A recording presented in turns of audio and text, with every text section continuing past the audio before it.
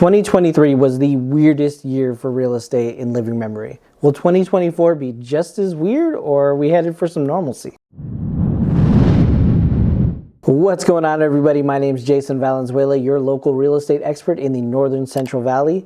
Let's take a look at where we were in 2023 and where we might be going in 2024. 2023 may have seemed like a bad year for real estate, and from a realtor's perspective, it definitely was.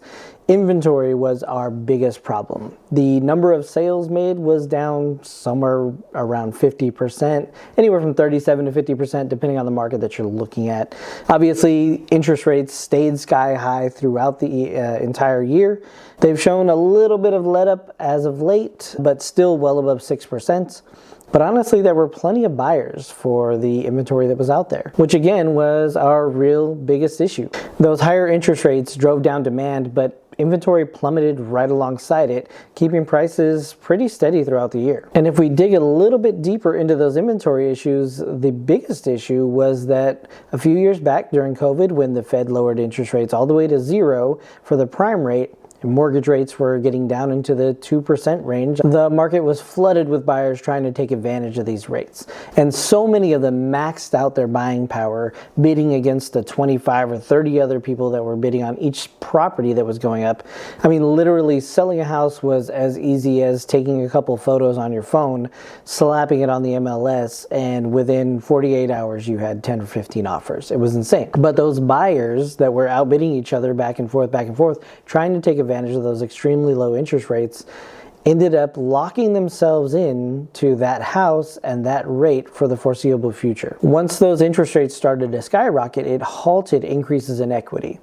The market has stayed fairly stable, even gone down a few times, now kind of trickling back upwards. Those folks that bought those homes in 2020 and 2021 to take advantage of those low rates are absolutely trapped in those homes. Even if they wanted to sell today, their homes are barely worth what they paid for them, maybe a touch more, in some cases a little bit less, and they're making payments at the absolute top of their budget at an incredibly low interest rate that we're just not going to see again. So those folks that really want to sell those homes and move into something bigger and better literally can't, because they're at the top of their budget at a 2% interest rate. So moving into a 6+ and maybe 7% interest rate is just not in the cards for them financially. So the vast majority of those homes are just not coming back onto the market until we see rates really plummet, or enough time passes that those homeowners build up enough equity to mitigate what the interest rate is going to do to their payment. Now, what that low inventory definitely did, even in the face of those incredibly high rates, was it kept the market from crashing. Like I said, outside of a few metro areas that saw a ton of private equity sell-offs, the market stayed fairly stable. Out here in the Central Valley, as you can see in this graph, very little change overall. We've kind of been on a little bit of a wave, but the through line is fairly stable. So that's where we're coming from. Where are we going? Rates are starting to trickle down a bit over the last couple of months. The Fed has halted prime rate increases. That looks like it's going to continue as inflation numbers get a little bit better and a little bit better. Not good enough, obviously. We need deflation around groceries especially, but overall inflation numbers have slowed. Obviously, they haven't reversed. And with that inflation slowing, the Fed is less likely to do more rate increases to slow that further. But of course, it's an election year. Election years tend to get a little bit wonky. Even though the government doesn't have a whole ton of say in what the Fed does, there is still a little bit of influence. So no guarantees about anything, but the direction we're headed seems to be a good one. That's the good news. Here's some potentially bad news, but I think it's going to be mitigated a little bit. Once rates hit a more reasonable range, somewhere in the mid 5%, which is the standard going back a few decades, you're going to see a ton of buyers get unlocked. So many people are sitting on the sidelines right now because they just refuse to pay 6.5%, 7%. But all those buyers who've been sitting out the last year and a half are going to come flooding back into the market, creating more and more competition.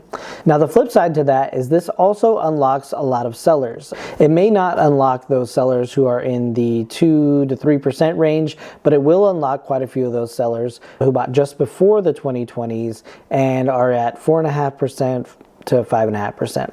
All of those sellers may join the party looking to upgrade or downsize, which was kind of off the table for them while we were in the 6s and 7%. So again, I think we end up at about the same balance we are today. I think the lowering of interest rates will increase the buyer pool, but I think that it also increases the inventory pool. So all in all, I think we see somewhat of a repeat of this year as far as prices go, but much more movement, much more inventory, a lot more buyers in the market, so more churn. If we do see any movement on prices, I think that we'll see a slight increase in the year-over-year prices, but with those lower interest rates, we'll see about the same affordability index, which isn't super great, but I think more people will just join the market and start looking into their options once those interest rates come down a little bit.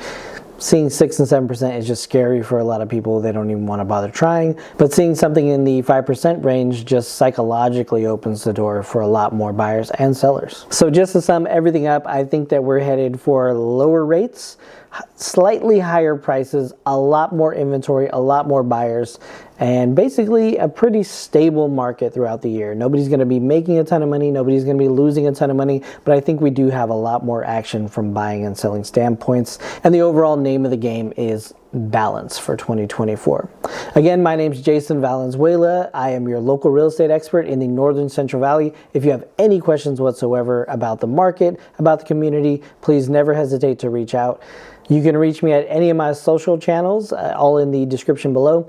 Or if you want a faster response, never hesitate to call or text 209-645-3645. I'm always available to answer your questions. Thank you all for stopping by. Don't forget to like this video. It's great for the algorithm. And hit that subscribe button, get that notification bell on for more content about the Central Valley real estate market and community.